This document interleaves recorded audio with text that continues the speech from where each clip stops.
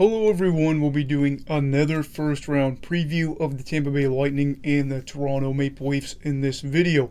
Now before we start, please make sure to subscribe to my channel if you are new, and let's get to it. So you have the two-time defending Stanley Cup champs taking on one of the biggest NHL markets there is, it being against Toronto. Now the Maple Leafs have home ice advantage in the series, finishing the year with 115 points, which was 5 points ahead of the Lightning. The season series ended up being dead even, with both sides taking 2 wins of 4 games, but those games were kind of all over the board with how things went and what happened. Now, the season series is something that I'm not exactly sure what's going to happen there because we saw some trades and stuff like that, but let's focus on some factors and storylines of the series, and then I will end up making my pick, and I'll let you know who I think will win and why. So, the big storyline for this series will be how the big four of Matthews, Marner, Nylander, and Tavares do for Toronto.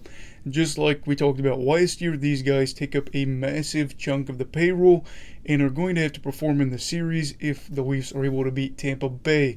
Now, overall in the season series, the four combined for 7 of the 12 goals for Toronto, and if you remember right, I believe Austin Matthews had a hat trick in the second or third game of the season series. Now, of course, we'll be honed in on Austin Matthews, who finished the year with 60 goals in 73 games played, but I also think we're going to hear a ton about Mitch Marner. And at this point, I think you're all aware of the fact that he hasn't had a playoff goal since what is it now? His past 18 playoff games, something like that, with 48 shots and nothing to show for it. But we also have to remember he's had some decent looks and haven't had things bounce his way. I think he'll get, hopefully, a goal in this series, at least, and quiet that storyline down, because at the end of the day, it's just a really weird story. But until then, I think you're going to have to hear about a lot of this. Now, Nylander is probably going to be spared a bit from the critics here in this series, because even if he had a bad series, he did pretty well last year. He had 5 goals against the Habs in the first round of the postseason last year as well. And as for Tavares, I don't know how people are going to view him. You got him that had that injury last year in the first game of the series against Montreal, so I don't think people are going to be too hard on him, but hey, you never know. Now, if it comes to what we've seen, then I think that the success could come against the Lightning if the Leafs play like a line that would kind of like do some damage here would be with Michael Bunting and him being with Marner and Matthews. So I think, yes, this big four is going to be big here, but I think Bunting could be part of this thing right there that could be a little bit hard for the Lightning to defend. They played a little over 550 minutes together, and outscored teams 55-28 in that time at 5-on-5 play alone. And let's just put it this way, they were really good in their time together, and they put up a lot of high danger and medium danger scoring chances, as well as suffocating other teams in general with driving play and puck possession. They had a shots for percentage of 60.74, which is good, and then they had a scoring chances for of 64.49%, meaning when the other team was out there on the ice against those three, they managed half the scoring chances that this line did, which is huge, because if you have a goalie that is not terrible, that means you're probably going to be doing better than the other team. Will this be a main line for Toronto throughout the series? Not exactly sure.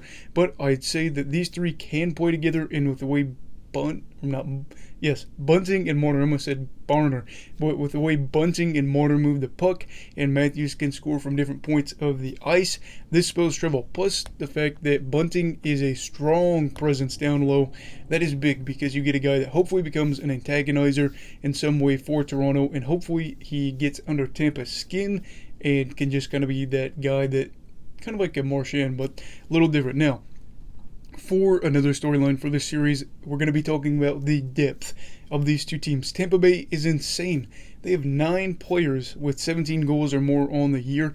And of course, let's just list some of these guys. You've got Stamkos, Kucherov, which in 2022, of course, still so scary. Then, of course, you got Palat, Hedman, Point, Horn, Hagel, Colton.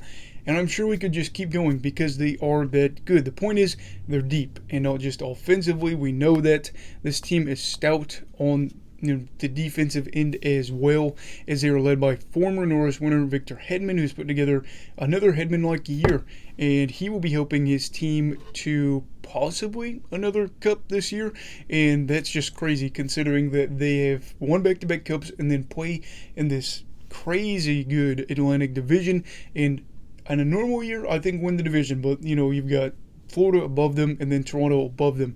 But you also have to look at other guys besides Hedman. You got Ryan McDonough, who just lays bone-crushing hits as part of his defensive resume, and other guys like Anthony Cirelli, who's got Selke buzz before. There's plenty of guys here that can play defense for the Lightning. Now, make no mistake, Toronto has depth too, and I wanted to focus on the blue line especially, because holy cow, you've got TJ Brody, Justin Holl, Mark Giordano, Jake Muzzin, and then the Morgan Rielly, which Toronto fans love. I think he started to get some recognition, and then I still feel like maybe newer fans don't know about him as much, but let me tell you, he's pretty good.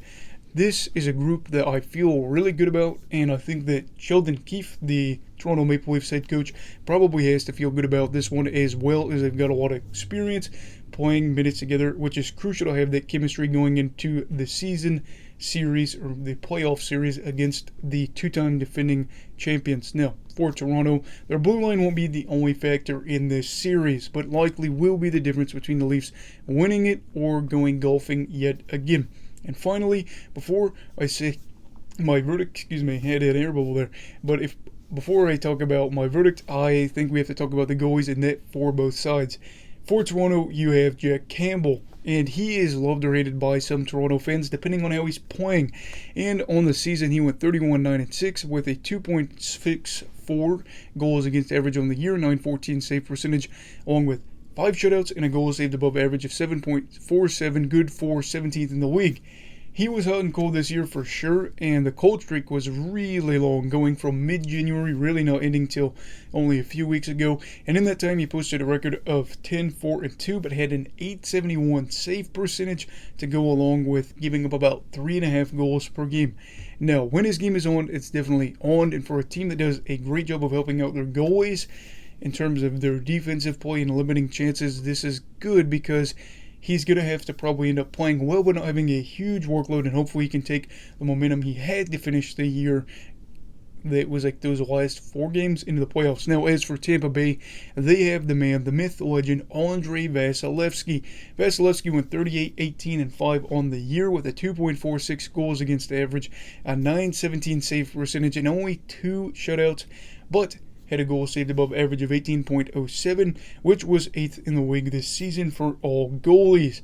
Now, Andrei is definitely a guy that had streaky moments this year, and I wouldn't expect the noise to be so weird, but it's just like Vasilevskiy has had a season that's good, but also he's had really bad stretches in this season, and he has been consistent for Tampa Bay over the years.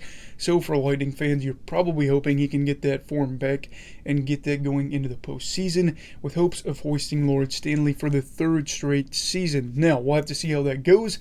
I'm a big Vasilevskiy fan and definitely think that he's going to right the ship once the playoffs start, and then hopefully put up good stats, but we'll have to see. Obviously, I do not want Tampa Bay winning another Stanley Cup, but I'd still like Vasilevskiy to play well. So, for the season series, I will be picking the Tampa Bay Lightning in 7. And Toronto fans, I'm really sorry with this pick. I feel like I definitely could be in the wrong year, but a few things made me lean my decision towards Tampa. For starters, they've had multiple big-name players miss the year due to injuries, especially early in the year. They should be in better shape heading into the first round and might even have more gas in the tank, with some of those guys missing games but also getting rehabilitated, getting healthy, and then going back into the fire. Now, Vasilevskiy is also just way more trustworthy than Campbell, who I know, is not in that same realm. I think we can all agree on that. Campbell is not where Vasilevskiy is, at least not yet. Don't know if he ever will be, but we'll have to see.